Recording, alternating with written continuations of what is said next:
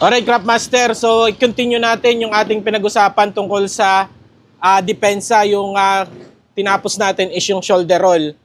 Okay, so again, meron niyang kakibat niyan yung eye coordination, ano? Yung pakiramdam mo na makita yung mga suntok.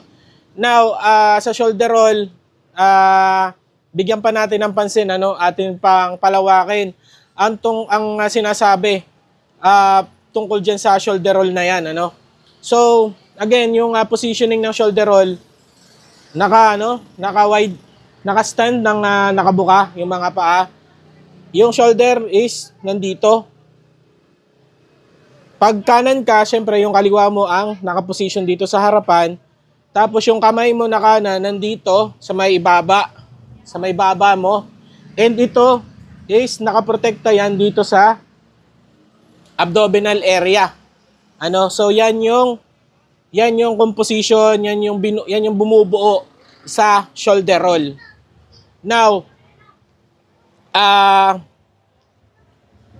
shoulder roll again, pag sinuntok ka, siyempre yung mga suntok naman is walang iba namang suntok yan, kundi left hook, right hook, left uppercut, right uppercut, straight. So yung iba may overhead, no? Ganyan. So yun lang naman yung yun lang naman yung klase ng suntok na maaaring iba to, no? Maaaring iba to ng ating kalaban. So ilang piraso lang naman yun. Pero ang mahirap doon is pag nagbato na ng combination. So nandito pa lang tayo sa depensa, no? So again, kung ikaw pag-aaralan mo ang shoulder roll, kailangan mo talaga na obsessed ka dito. So meaning, kailangan talaga yung utak mo medyo baliw ka, medyo baliw ka. Dahil kailangan mo talaga na ma-imagine yung mga parating na suntok. Ang gamit ng shoulder roll, mostly, is suntok ng kalaban na sa kanan ng gagaling, For example, parehas kayong kanan, dahil iba rin naman kasi yung kaliwa yung kalaban mo, tapos ikaw kanan, so magkaiba yon. Iba yung aspeto ng pagsalag doon. So for example, parehas kayong kanan. So ito mostly pangsalag to ng kanan at pangsalag ng body shot, no? So ito, pag sinuntukan ng kanan, pag sinuntukan ng kanan din dito sa may katawan, so pwede mo siyang ibaba, taas, tsaka ibaba.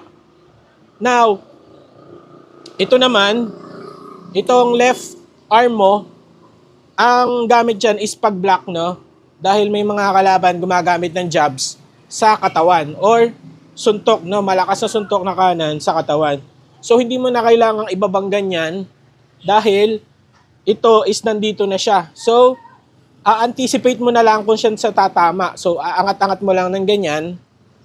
So, ma-check mo na siya, ma-check mo na yung suntok niya. So ito, napakaganda na, napaka-importante, no? Meron naman iba hindi naniniwala sa shoulder roll dahil ang gagawin daw nila, susuntok dito, no? Susuntok dito. Nang sunod-sunod. Pero kung ikaw talaga is matalino ka, hindi nila kayang gawin sa'yo yon. For example, no, ganun yung kalaban, susuntokin ka. Kailangan talaga nakahanda ka counter, no? Hindi lang pag sinabing depensa ka lang, no? So kailangan talaga may naka-prepare ka na counter attack. Dahil wala ring silbi yang wala ring silbi yang shoulder roll, wala ring silbi yang yung pag-ilag mo, pagsalag mo, pagtakbo mo. Kung hindi ka naman makakaganti ng suntok, hindi ka naman makakapagpatama, so wala ring silbi. 'Di ba?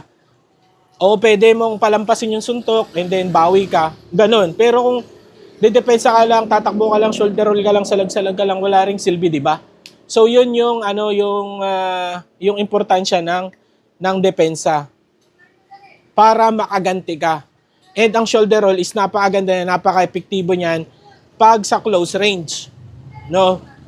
Hindi mo kailangang mag-square ang paa, nakaganon. So, pag dikitan, ganun pa rin yung forma mo. Diba?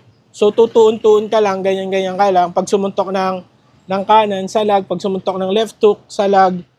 Pag sumulit siya ng suntok ng kanan. So ang combination lang naman is 1, 2, 3 combination. And pag sumobra na dun, wala naman ang lakas yun, no? Ang pinakamalakas na combination is 1, 2 at yung 1, 2, 3. Kaya nga may sinasabing humahanap ng one punch KO. So kasi yun talaga yung malalakas ang bigay. Now, pag dito sa shoulder roll, syempre hindi ka naman kailangang sasalag ka lang sa unang suntok. So dapat prepare ka sa combination. For example, gumamit ng jab, dapat itong kamay mo nakasalag agad yan. Di ba? Pag gumamit ng left hook, masasalag mo siya, no? Depende sa state of mind mo. Kung ikaw is medyo wala ka sa sarili, mahirapan ka talagang mag-adjust sa mga combination. Pero kung nakafocus ka na and kalmado ka na, nakikita mo na lahat ng suntok, madali na sa'yo. Yan yung tinatawag nga na muscle memory. So yan, so left hook, pag sumuntok ng jab, salag. Pag sinundan ng left hook, salag ulit. Pag sumuntok ng kanan, salag ulit. And then, you throw your own combination. Makikita mo naman yan, hindi mo kailangang sa unang round is magbabakbakan ka na. So, kakabisaduhin mo muna yung kalaban mo. Ano yung reaction niya, no? Anong reaction niya? Ano yung combination na ginagawa niya? And then, doon mo isasagawa yung counter na pag-atake. Pag, hanggang 2 combination lang to. Ito, isang suntok lang to. Ito, gumagamit to ng 3 suntok. So, malalaman mo na, halimbawa, isang suntok lang to. Pag nasalag mo siya, tapos talagang todo bigay siya, talagang mag-overextend siya, talagang, mawawalan siya ng balanse. So, madalas, maraming ganun, maraming, pag sumuntok talaga lalo't baguhan, isang suntok na malakas, at gumamit ng shoulder yung kalaban, tumama dito, yung suntok, nakaganon na siya. So, open na. So, ang gagawin na lang nung nagka-counter is mag-apaula ng uppercut, no? Uppercut. In the same way, kailangan din pag suntok mo, may depensa ka rin. Ako, hindi ako masyado magaling sa chess, pero ganun yung technique sa chess. Lagi kang may back up, no? Hindi ka basta tira ng tira dyan. Lagi kang may naka-back up na nasa likod para pumotekta. So, pag suntok niya, nasalag mo, okay, kaganti ka ng counter, always, may depensa ka pa rin, no? Yan, yan yung muscle memory. So, kaya, kailangan mo talaga ng muscle memory. So, yun lang muna, Craft Master. At maaari pa natin i-continue ang shoulder roll. Marami pa tayong pag-uusapan tungkol dyan. At maraming salamat.